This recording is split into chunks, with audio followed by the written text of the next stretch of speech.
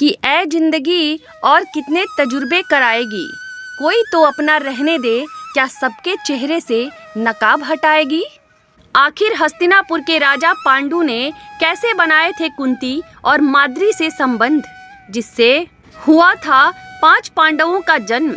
मित्रों, आज हम आपको महाभारत का एक अनजाने रहस्य से वाकिफ कराएंगे जो आपने पहले कभी नहीं सुना होगा। महाभारत की कथा प्रेम, त्याग, श्राप और नीति की गहराई को एक साथ समेटे हुए है। यह कहानी है हस्तिनापुर के राजा पांडु और उनकी पत्नी कुंती की। पांडु, जो महाराज विचित्रवीर्य के पुत्र थे, वे एक पराक्रमी और न्यायप्रिय राजा थे। उनका व्यक्तित्व तेजस्वी था और उनके शौर्य की चर्चा उस समय पूरे आर्यावर्त में होती थी। वहीं दूसरी तरफ थी कुंती, जिनका वास्तविक नाम पृथा था। एक बुद्धिमान, धैर्यशील और अत्यंत सुंदर स्त्री थी। कुंती अपनी यौनावस्था में बहुत ही सुंदर थी। उनके चेहरे पर तेज मानो सूर्य को भी फीका कर देता था। जब कुंती बड़ी हुई तो उनका विवाह आर्यावर्त के राजा पांडु से कर दिया गया और दोनों के बीच गहरा प्रेम विकसित हुआ।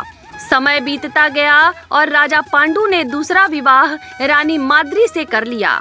अब तीनों का जीवन सुखपूर्वक चल रहा था, लेकिन नियति को कुछ और ही मंजूर था। एक दिन राजा पांडु शिकार के लिए वन में गए। वहां उन्होंने एक मृग और मृगी को प्रेमालाप करते देखा और बिना कुछ सोचे समझे उन्होंने अपने बाण से उस मृग को मार दिया। परंतु वह कोई साधारण मृग नहीं था, वह एक ऋषि जिनका नाम किंदम था, जो अपनी पत्नी के साथ मृग रूप में रासलीला कर रहे थे। राजा पांडु का तीर उस मृग को लग गया। तीर इतना तेज लगा कि उस मृग की मृत्यु अब समीप ही थी। इसे देखकर राजा पांडु बहुत घबरा गए। मृत्यु के समय उस ऋषि ने पांडु को भयंकर श्राप दिया। हे पांडु, जिस अवस्था में तुमने मुझे मारा है, उसी अवस्था में यदि तुम अपनी पत्नी के साथ संबंध बनाओगे तो उसी क्षण तुम्हारी भी मृत्यु हो जाएगी।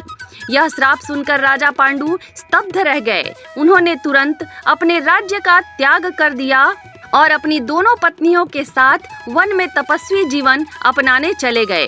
लेकिन अब भी राजा पांडु को एक चिंता खाए जा रही थी, वो थी संतानहीन रहना। राजा पांडु के मन में हमेशा संतान उत्पन्न करने का विचार आता, किंतु ऋषि के श्राप के कारण वे कुछ नहीं कर सकते थे, क्योंकि उन्हें डर था अगर वे कुंती के पास गए और संबंध बनाने लगे तो उनकी मृत्यु हो जाएगी। तभी कुंती को अपने बचपन का एक रहस्य याद आया। एक बार उन्होंने दुर्वासा ऋषि की सेवा की थी, जिससे प्रसन्न होकर कुंती को एक अद्भुत मंत्र दिया था। इस मंत्र के द्वारा वह किसी भी देवता का आवाहन कर उनसे संतान प्राप्त कर सकती थी। अब राजा पांडु और कुंती के पास यही विकल्प था। कुंती ने जब यह रहस्य पांडु को बताया तो उन्होंने कुंती को आज्ञा दे दी। पांडु की आज्ञा से कुंती ने उस मंत्र का प्रयोग किया।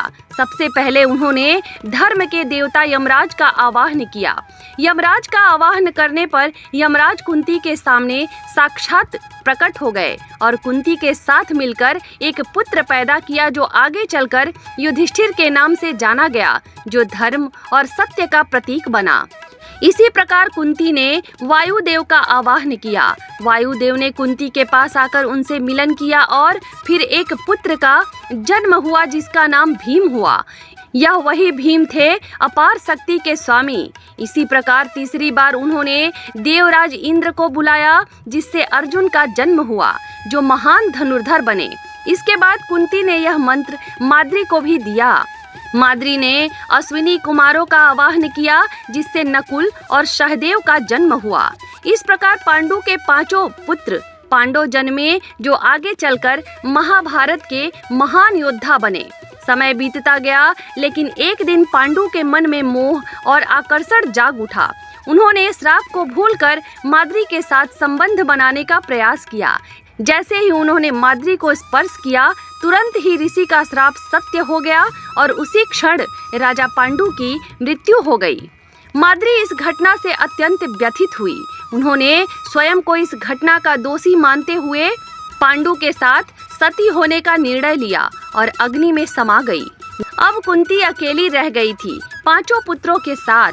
उन्होंने अपने बच्चों का पालन पोषण किया और उन्हें हस्तिनापुर वापस ले आई, जहां से आगे महाभारत की कथा का आरंभ होता है। मित्रों, यह कहानी केवल एक राजा और रानी की नहीं, बल्कि यह हमें एक सीख देती है कि जीवन में एक छोटी सी भूल भी कितना बड़ा परिणाम ला सकती है और कैसे भाग्य और कर्म मिलकर मनुष्य की दिशा तय करते हैं।